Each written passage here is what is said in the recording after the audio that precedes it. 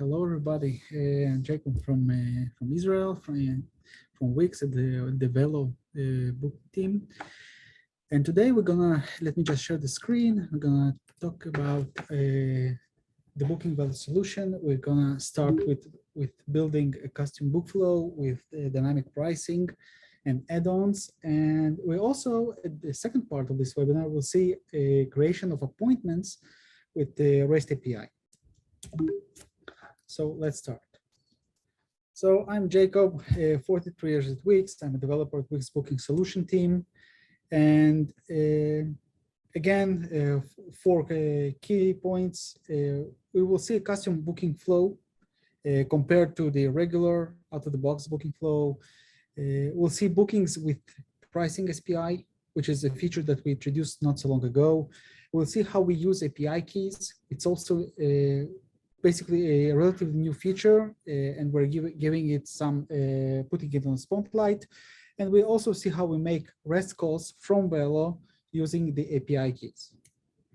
So let's start with building the custom solution with dynamic pricing and add-ons over booking pricing SPI. Let's see how we do that. So yeah, in the second part, we will continue to creating an appointment with a REST API using API keys. So our agenda will start from taking a look at the basic book flow. This book flow is what we get when we install Wix Bookings in the editor, which is pretty much out-of-the-box solution. Then we'll see how we build the custom book flow, and we also see some code. Then we'll go to the REST API keys, also see some code, and go to the Q&A section. So let's start. So for anybody who not familiar with bookings, we are a scheduling platform. You can see us on every platform, mobile or web. You can manage all kinds of services. You can have it in your own calendar of Wix Bookings. And basically, you can book any kind of service that you want. We have more than 370,000 businesses over a variety of fields, from fitness to education and beauty and so on and so on. So let's take a look at the out-of-the-box book flow. This is a short movie that we captured for new installation of Wix Bookings, and let's see how it's done. Let's get it up to speed. Excellent. So we start from the service page. We click on book. We select the date and the time. Click on next. Fill in the information of the visitor and click on book now. Perfect. After the book now is clicked, the process of booking is made behind the scenes, and we see the thank you page. Relatively simple, but for some people it's too simple, and we want to be something more complicated. So how did it work in the movie that we saw? So we had two entry points. We had a service list, or we could start from a service page. We would click on book now, go to the calendar, select the date, select the time, go to the booking form, fill in the information of the participant, click checkout, pay for the service, and get to the thank you page. But we want something different. We want a smarter entry point. We want a smarter flow. And it's something that is not always achievable with the out-of-the-box solution. For example, we can't change the order of things. But with custom solution, it's possible. So in our custom solution, we want to create a solution with dynamic pricing and add some add-ons and use the new SPI as pricing provider. So let's see how we do it. I'm sorry, this is my mouse. Yeah, so we'll be building a service for a bathhouse, and we will have a service of duration of 3 hours. We will have 5 sessions a day. We have a capacity of 5 guests, and the price, which varies between the weekday and the weekend day. So we will configure all of it in the business manager, except the price, which is something that we not support for the out-of-the-box solution, and we will handle the price in the code with the SPI. So to describe the high-level solution of our custom solution, we'll start with the number of participants. For us, is the most important thing because we don't want the participant to go through the entire book flow just to find out that he want to come, or he or she, they want to come with a party of 5 and there are no available spots. So we will start with number of participants. Only then we'll go to the availability calendar, add some add-ons that the business is offering, go to the book form, fill in the information, go to checkout, pay for the service, and see the thank you page. So maybe you heard, I guess most of you did, that Booking recently moved to a new platform, which is called an e-com platform. And before the e-com platform, creating custom Velo solutions was a bit tricky when it came to payment. So what would happen if you were using the old platform is you would do the book, the booking would get confirmed, but then you want to start the payment. You want people to pay. So you would start the Wix Pay backend. You would call the Wix Pay backend function, and then you would start the payment process. So when people would open the payment process, they could leave it open and pay after 12 minutes or more.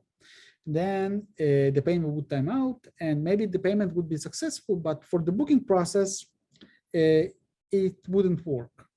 So what would happen is, since the payment process and the booking process were decoupled, developers had to manage the situations of where booking was successful and payment failed, or booking failed or payment was successful, and then they had to try to pay again, or maybe delete the confirmed booking, and it was kind of a mess. And it was very difficult and sometimes frustrating. So now with the e-com platform, the solution is much simpler. When we would create the booking would get a new status. It would be called created. In the created status, the booking is not confirmed, and we do not see it in the booking calendar, but it's there as an entity in the server. After we would open the payment process, we would identify our service provider. It could be a custom service provider that we will see shortly, or it could be the default service provider that comes with the e-com platform. Then we would receive the price for the service, again, custom or default. The payment process would begin. And if the payment was successful, only then the booking would become confirmed. And if the payment process would not be successful, the booking would remain created. You can create millions of bookings, leave them in the created status, and they will not appear in your calendar, only once they are booked. So the decoupling that would happen on the non-e-com platform doesn't exist anymore. It's all coupled, and it's all handled by the booking server. So it's all done for you, and there is no hassle with the payment, and it's all being done to make things smoother and easier. So let's take a look at the front-end model of the booking. So we are calling the get service availability, and we get the dates and times. Then we call the checkout options, where we provide the kind of payment that we want. When we do that, we call the checkout booking. And here we start the payment. Here we start not only the payment, we start the booking in the server side, and then we go to the payment. So now on the e-com platform, we recognize the SPI. We have a dynamic price calculator, which we will see shortly in our demo. The price is returned, and the payment is completed. So when you call the front-end model, it's all being done for you. If you choose not to call the front-end model, you need to create booking on your own, and you need to create the checkout on your own, and only then you will need to link them together and start the payment process. Okay, So since we're talking about SPI, what is an SPI? So SPI stands for Service Provider Interface. It's a block on the server that allows you to extend the capabilities of certain platform or certain API. It could be dynamic pricing, like we will see shortly in our demo. It can be shipping provider. For example, you have a site where you sell products and you want to ship them, but you don't know the shipping rates.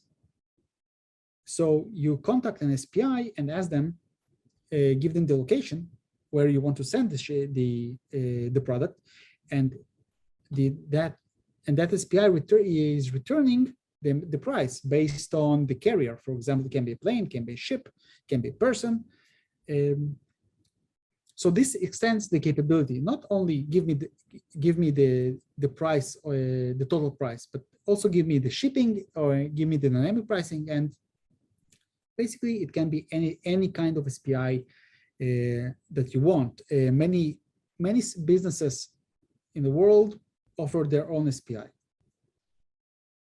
So how do the documentation look like? Relatively easy. You go to wix.com/velo. You go to the SPI section, Wix Bookings, and here we are. You can read it later, and we will refer it in our demo as well. Let's continue. So let's see some code.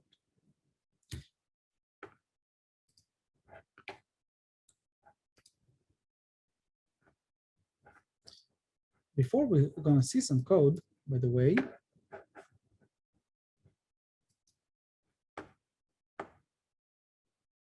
let's see a quick demo of the code that we want to review.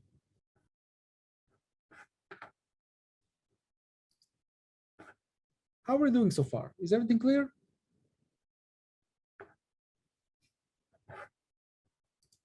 Any questions? I don't see any so far, but yes, there is a reminder here. If you have any questions, feel free to type them in the Q&A section, and you're also welcome to use the chat.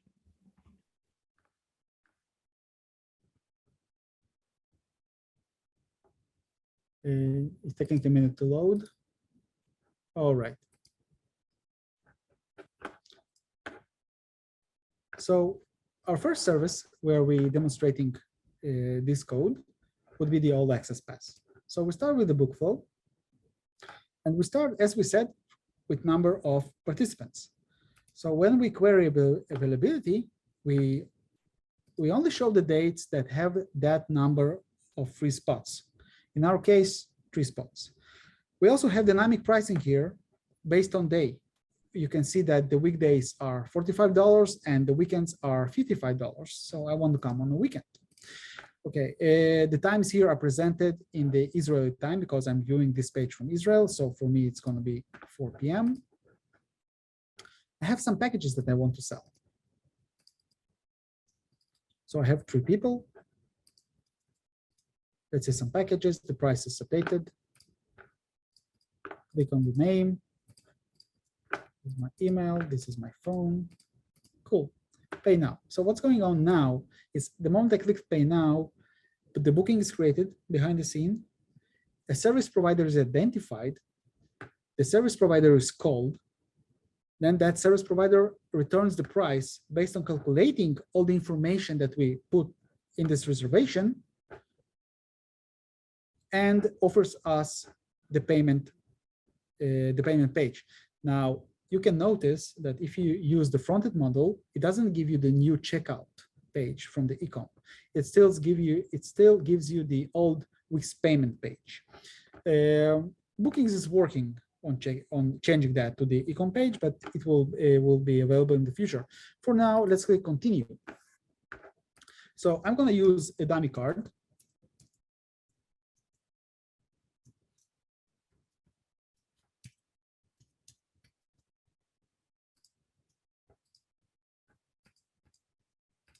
I'm going to use some address and some city and some zip code and going to pay.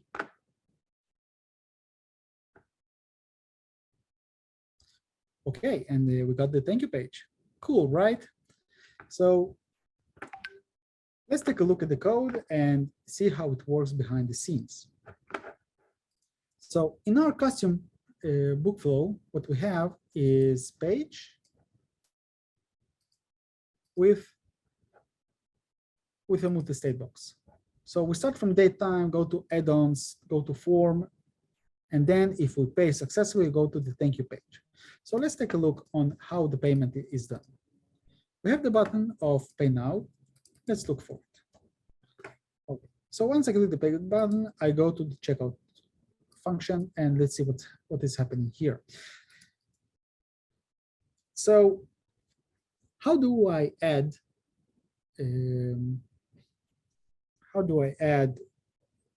a weekday or weekend day notification, or how do I add add-ons to my booking? So the best way to do that is to use the form fields, to add custom form fields to your form and fill them in your code.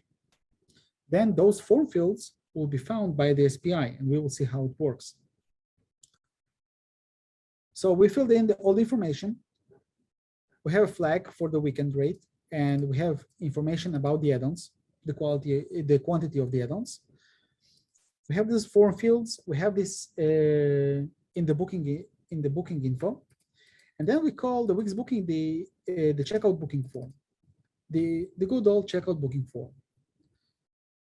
When you call this function, the booking is done behind the scene, payment is created, and we fill in our information. Once we pay successfully, the booking becomes confirmed. Now, we also said that the moment we click on pay, after the booking is created, the checkout is created, and the checkout calls the SPI. So the SPI is configured under the custom extensions. You go here, there's a new booking customer pricing extension. You click on that and you configure a new extension for the pricing. Please note that although I'm able to add one, I can only have one service provider. Okay, only one. So having two won't work, because then the server will not know which one the server should address. Only one should exist. Currently, we cannot disable creating a second pricing extension, but please keep it in mind that only one should exist.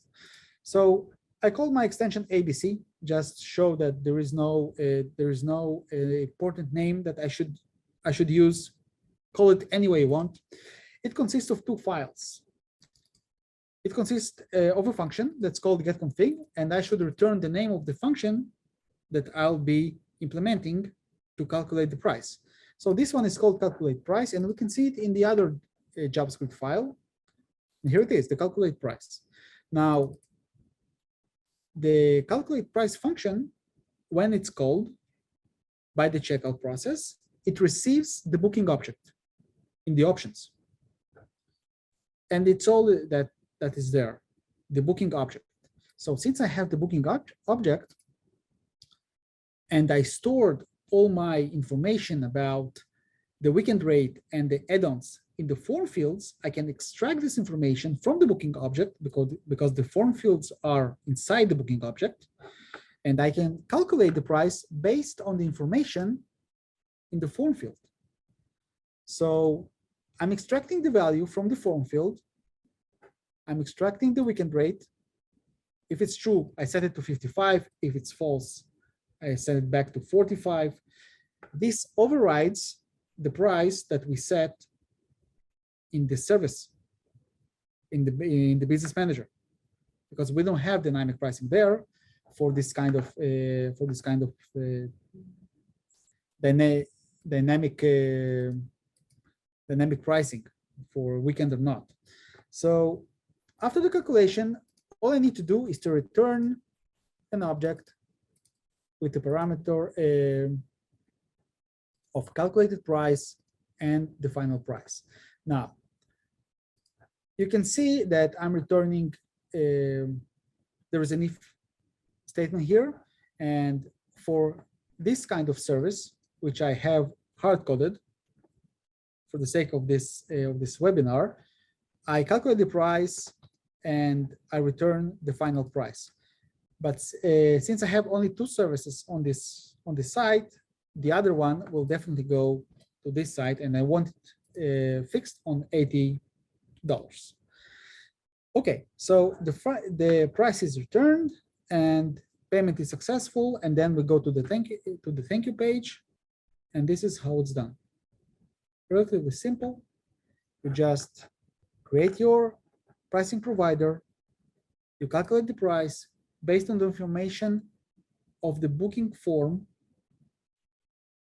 or any other information in your booking object, because this is what you get in your calculated price function, the booking object, and you return the price. Once you return the price, this is what you see in the Wix pay form. So that's it. That's it for this kind of flow. If you have any question, please write them down.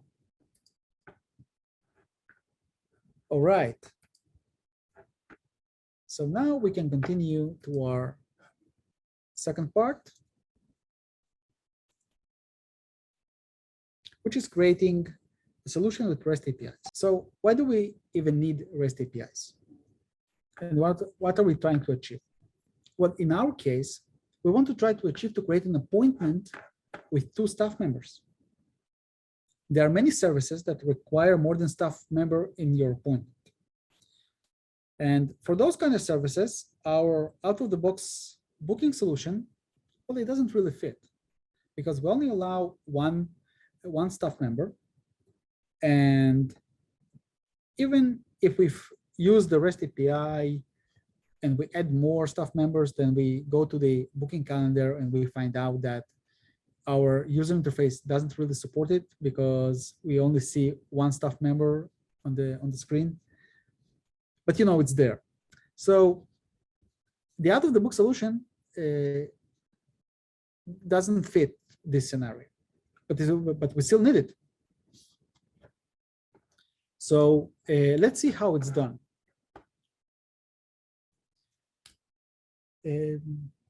What couldn't we do with Velo API that we could do with REST API? And I striked can't and wrote couldn't, because we have a certain update, and we'll talk about it in a minute. What we couldn't do is to create a session with 2 staff members. If you would use the old booking Velo API with sessions, let's take a look. Then you would find out that you don't even have the option to change to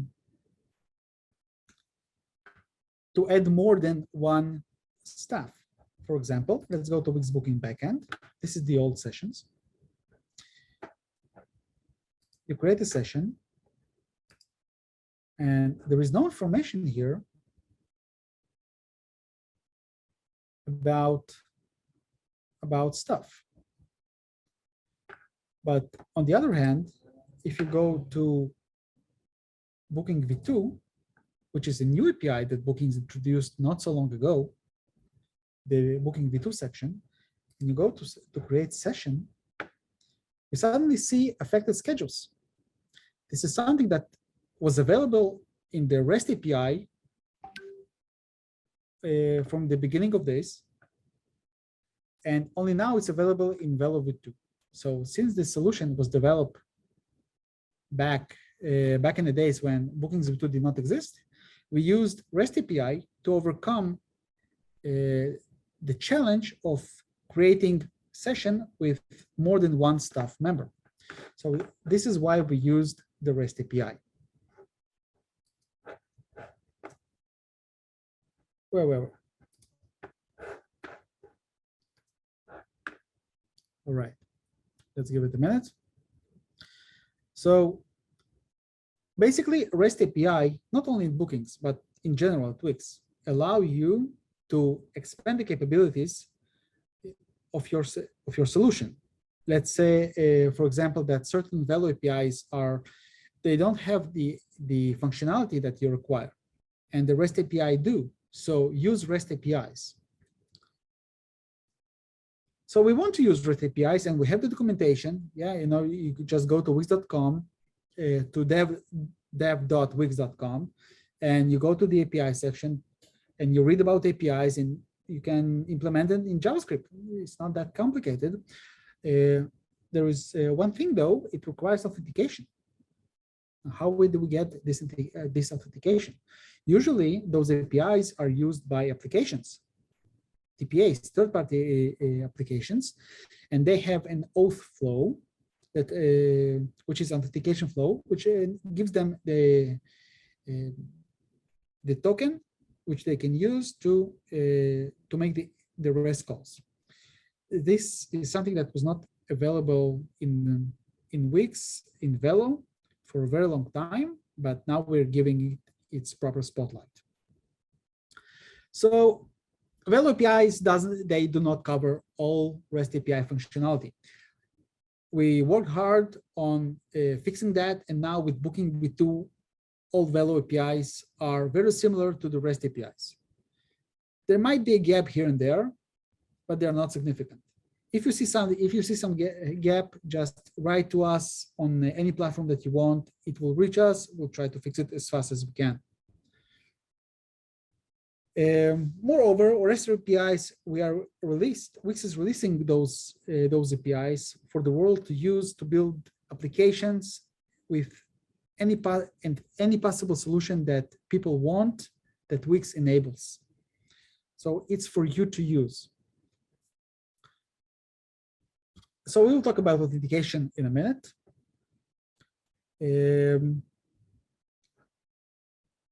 So here we have the API keys, which gives you a way to authenticate yourself when using the API keys. We will see how we're creating those.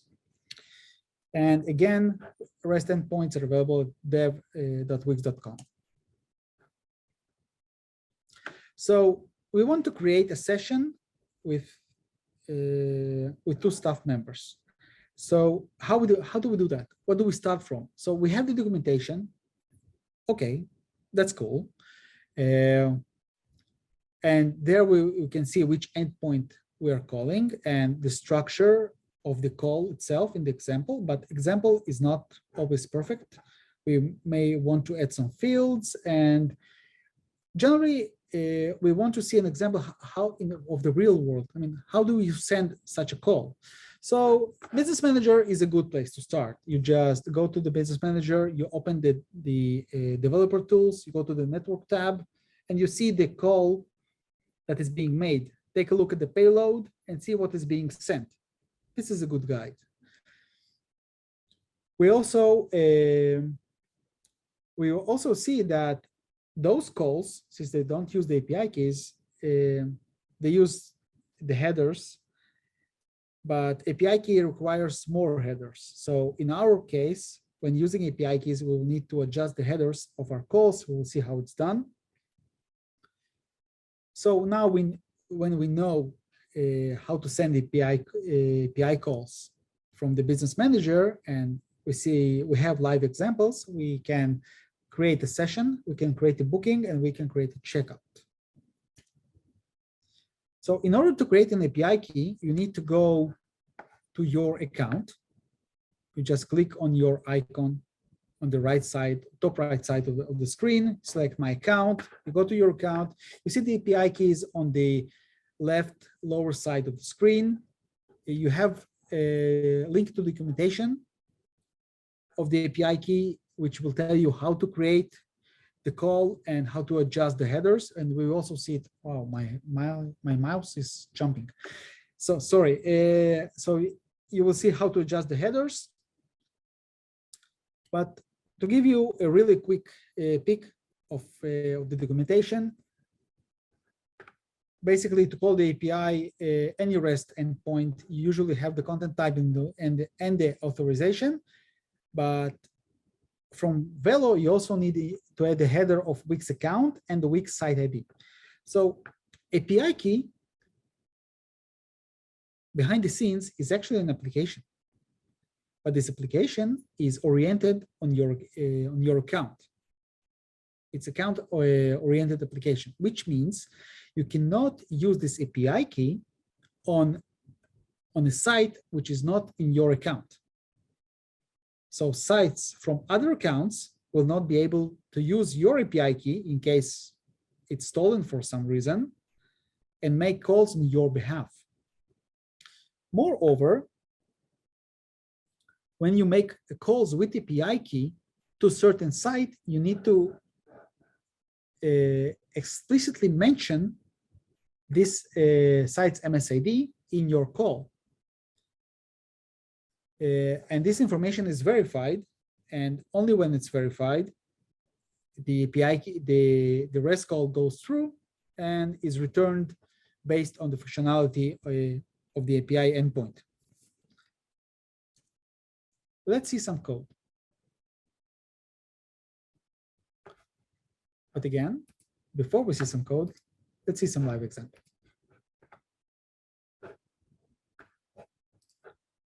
Let's go to Book Now. So now we have a massage for 2. Since it's a massage for 2 people, we want 2 staff members to attend. So we have 2 staff members, Lisa and Jennifer. We start from a date. We don't need to select the availability because we know that 2 people are coming. So we start just from the availability calendar. We made the availability call in the backend, got the dates. This is July 1st. Get the time.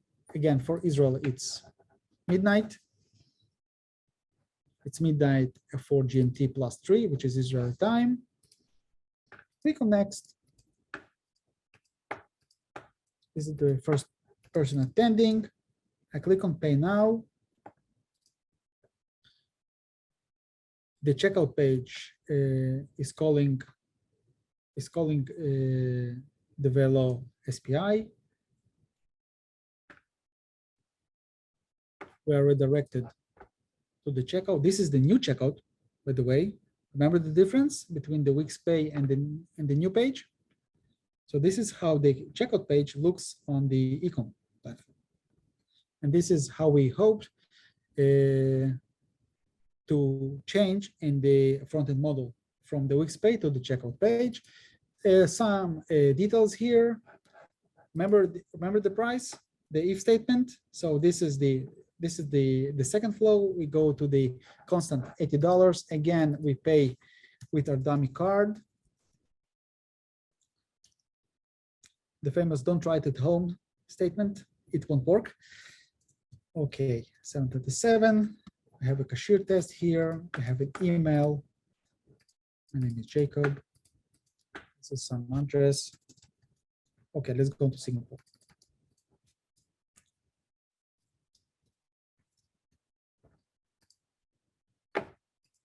Okay, some city. This is some region. This is some zip code. And this is some phone. Let's continue the payment. So on e-com, once we complete the checkout, we need to place an order. Since now we work with cards, and you can also create a flow where you don't only sell a booking, you also sell products or merchandise with that booking. So now we are you can refer it as being kind of a store. So not only booking are sold, but products as well. So now you're placing an order. Order is being placed. Let's give it a minute. Well, hello. Okay, so it was noon for me in Israel. This is 5 p.m. in New York, where my bathhouse is. I have 2 participants, $80 for the service. So this is how this very simple book flow works. Now let's take a look at the code and let's see what's going on there. So I go to my page, which is the massage book flow. I have a Pay Now button. Let's see what happens when I click it. So now I'm not using the front-end model. I don't call checkout booking. Now I'm printing everything by myself. I start from creating a session. Why am I creating a session? Because you will see that if you go to create booking, for example, again, in booking v2, we have bookings, we have create booking, and one of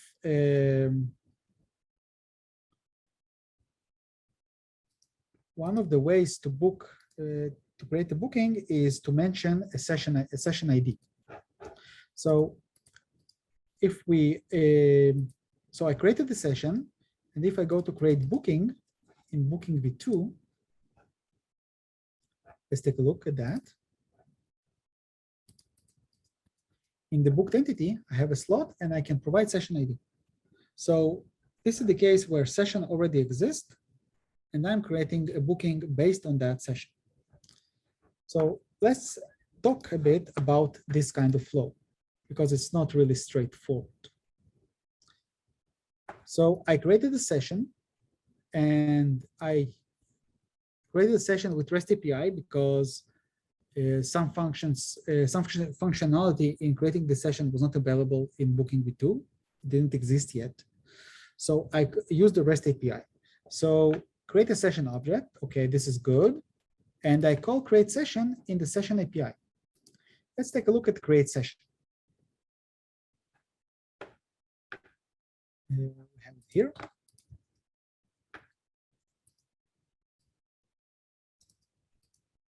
Great. So I have my API key. I went to my account, I created an API key, and I stored it in my secret manager. It's very important to store your API key in the secret manager, not in the backend, definitely not in the front-end page, but in the secret manager. Because if this information leaks, then people will be able to make API calls on your behalf.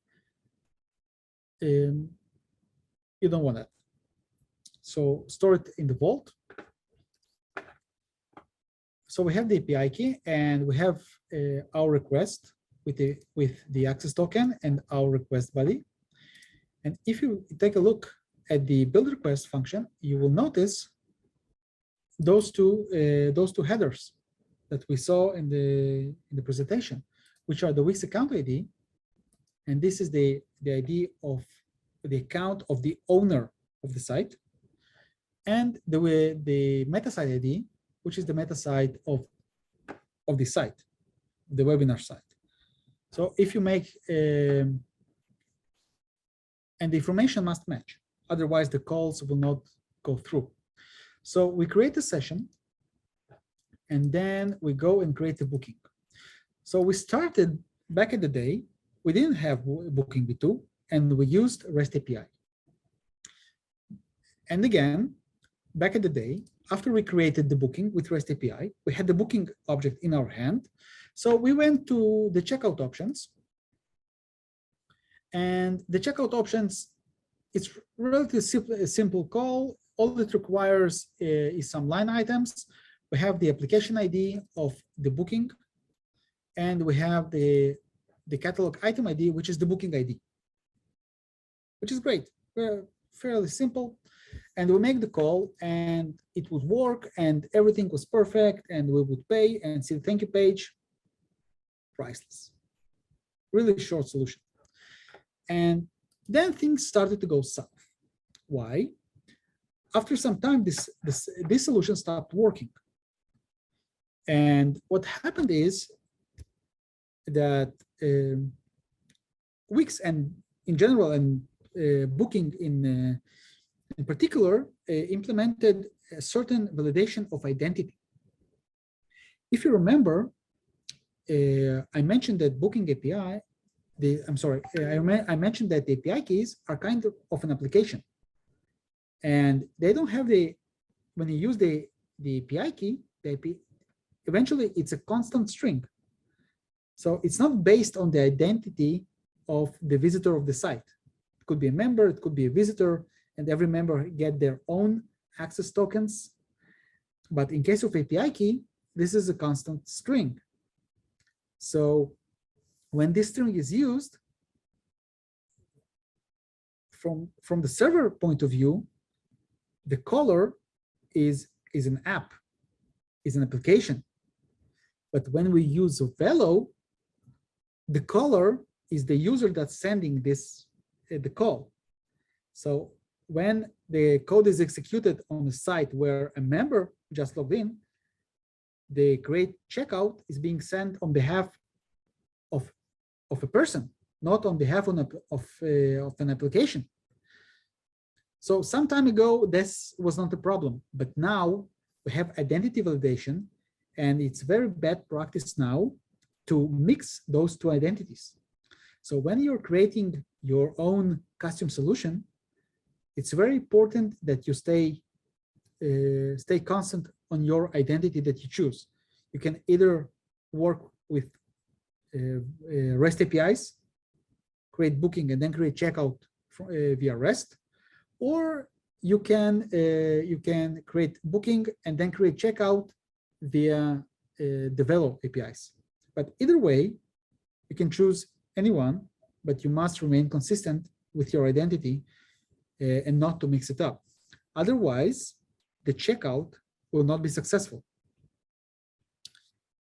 One more thing that we discovered is when you're using an SPI, a Velo SPI, Velo SPI does not allow applications to contact the SPI. So using API key is out of the question because it's an application. So although we created the session itself with REST API, we were forced to move to Velo in order to create booking and create checkout. But Velo APIs, like create booking, were not available until some time ago. So, so we kind of had no choice. When the solution was developed, we're kind of stuck. And now where those APIs exist, we are unstuck and we are free to continue with the development. So in our case, we're creating again a session with the REST API, and then we create booking with Velo and create checkout again with Velo. After the checkout is created, we get the checkout object. Now, in the out-of-the-box solution flow, when checkout is completed, your browser is redirected to a place order. I'm sorry, when checkout is created, the browser redirects you to the checkout page. It's something that the user doesn't need to do. It's done on their behalf. But in our case, when we use the APIs, we just get the checkout object being returned from the create checkout call. And we need to redirect to the page manually. So we build a URL in order to create the checkout. Fairly simple URL. You can see that URL when checkout is being loaded on your web. And we redirect to it. Fairly simple solution. We use a Wix location. It's an old API to redirect to a URL, and the checkout page appears in front of the user, and then the payment details are being inserted, and eventually we get to the thank you page or the payment is unsuccessful. So this is it for the demo. Ask your questions. John said, I didn't know dummy card numbers can be used for testing. Do you have any insight on that, Jacob? Dummy card are, this is something that we have in Wix internally. There is no way for me to expose it to you because I can give you the number again. You have a recording, it will be recorded, but this number will not work from your end because it goes through our payment system and we simulate a successful payment. you need to contact your credit card company. So they will provide you a dummy credit card that will simulate this kind of action. Question is, so I actually just hired a dev to build a custom Velo Calendly integration because bookings as it is does not really work for my team of contractor tutors. I'd be curious to confirm what I've been told on support calls, which is that booking staff cannot add their own video meeting accounts. I think this was the main reason I decided bookings wouldn't work for my use case. I don't provision contractors with company accounts and need the capacity for multiple tutors to be working simultaneously. All right, so obviously a booking staff member can add their own video accounts.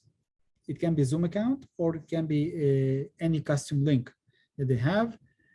I can show you where it's done. You go to the staff page. You enable default account. Once you enable the default account, you will, assuming that your staff members have, they gave the calendar access, they will be able to add their own video here. It can be a Zoom account again, and if they choose to use custom link, then it would be a constant link, but again, it will be custom. It can be from Google Meet or any kind of, or Skype or any kind of service provider. But that's it. So it's possible. I'm actually talking to a dev in the marketplace about doing a Calendly integration because it's got a little bit more like stuff for I'm like a tutoring agency, staff functionality. So yes, I'd love to see the recording. And if you have any off the top of your head comments about like the comp to Calendly for a tutoring agency use case, like specifically, I'm trying to sell packages on Wix. And I know you can sell packages of bookings, which would be dope. That's what I'm trying to like build a workaround to with Calendly, but like specifically things around like the round robin functionality or the ability of a user to like choose their tutor based on like tags on that staffer's profile and kind of the relationship between like a staffer's you know, entity in the CMS, like a booking staff member and like a member of the site. Do you mean that when you say packages, you mean pricing plans? Pricing plans, yeah, that's the right terminology. Wix is enabling pricing plans, and I think you can create your custom solution with a pricing plan. I think it's possible. It may not be a problem. Right. But regarding integration with Calendly, I'm not aware of any plans like that. No, it would be like a custom, you know, API call to basically generate like a single use link based on the pricing plan that they got and like push that to a custom field in the site members account page. There's like a patch request that can do that in the Wix REST API, but I couldn't figure out how to use it. So I'm talking to a guy to do it through the Velo API, which would call Calendly from within the JavaScript, I guess. I need to take a look into it. If you can, just please write your question down in the Velo form, and we will consider how to do this. Can you do it, Robert? Yeah, sure. No, I'll definitely put. I think I've put a few forum posts up about this, but yeah, I can revisit those. Yeah, just mention bookings in the headline, and we'll take a look. Cool. Thank you. Thank you. Thank you so much, Robert. We're also in Discord too. Again, if you need to reach out to us, you can direct message us as well. Awesome. Thank you so much for joining us today. Bye, everyone.